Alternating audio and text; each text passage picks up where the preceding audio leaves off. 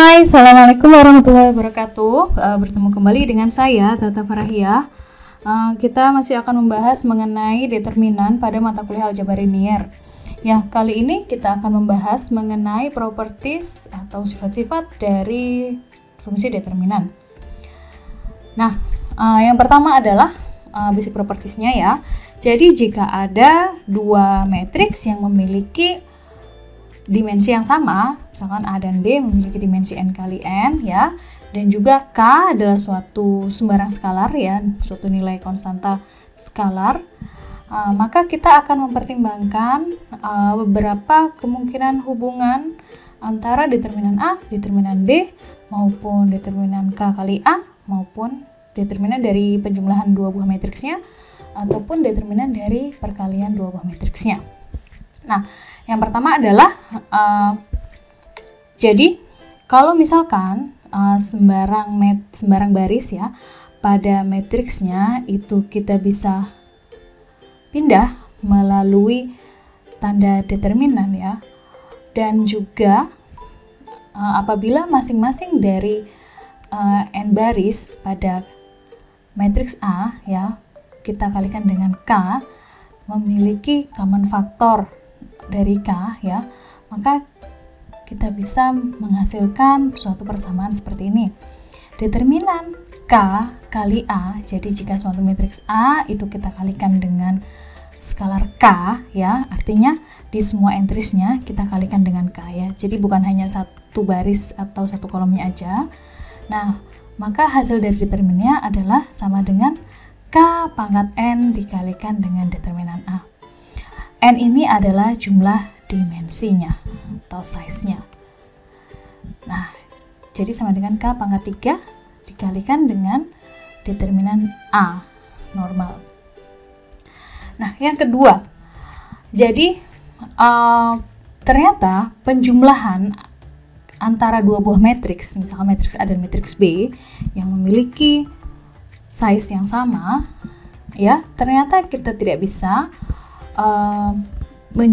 kita tidak bisa menjumlahkan determinannya juga ya. Jadi determinan A plus B ya, ini matriksnya berarti kita jumlahkan terlebih dahulu, tidak sama dengan determinan A ditambah dengan determinan B.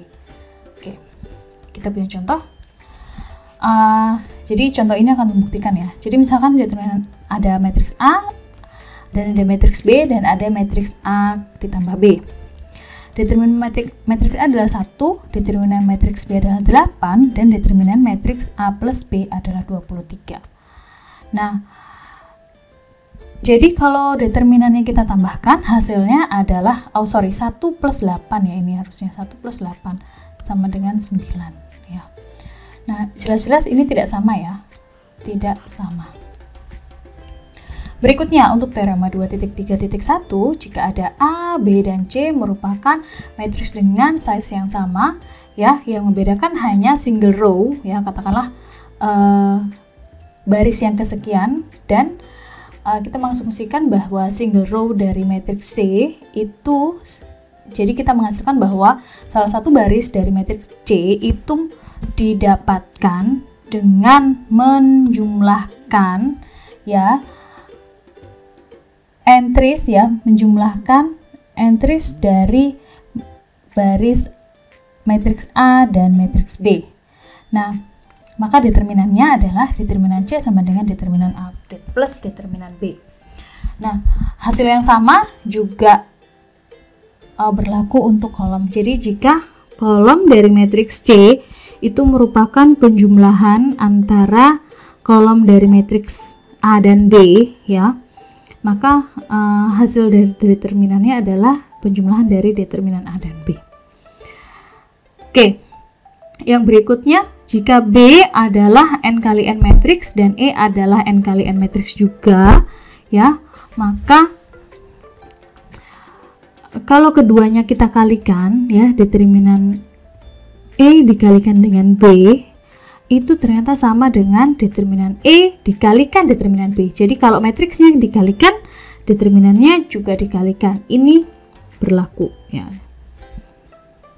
Selanjutnya ada determinan test for invertibility. Nah, jadi a square matrix A ya. Jadi suatu matriks A itu kita bisa lakukan inverse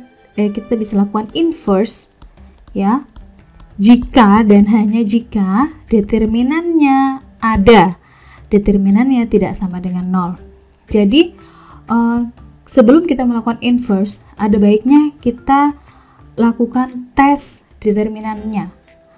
Kalau misalkan determinannya tidak sama dengan 0, menghasilkan suatu angka, baik positif ataupun negatif, maka matriks itu kita bisa lakukan inverse atau kita cari inverse-nya.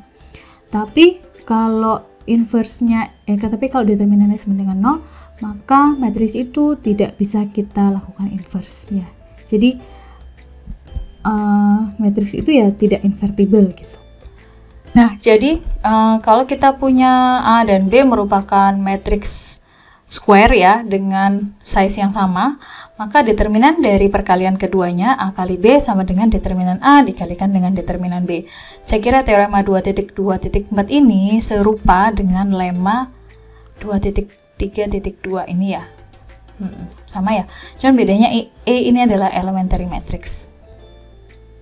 Jadi jika A itu adalah matriks yang dapat kita lakukan inverse ya. Tadi kan pada 2.3 teorema 2.3.4 kan matriks A itu kita cek dulu apakah dia punya determinan. Kalau dia punya determinan, maka dia invertible.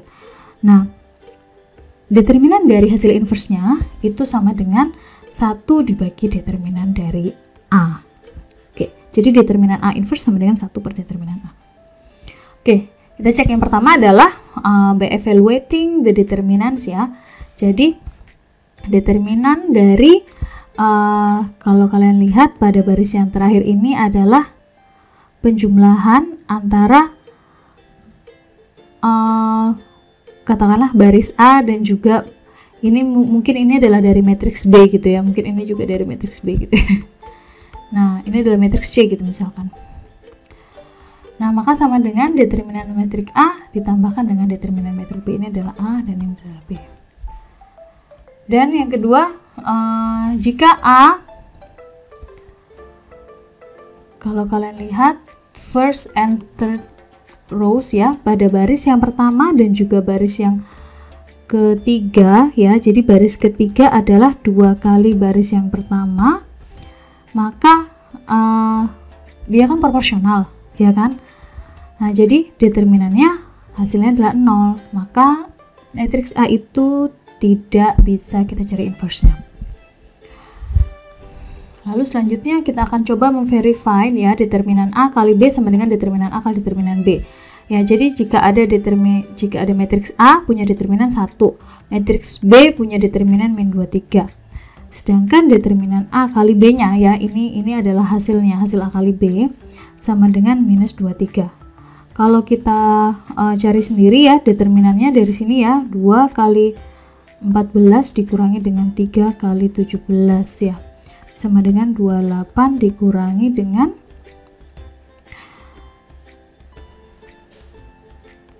51 ya kan, D sama dengan minus 23 ya, betul sekali ya.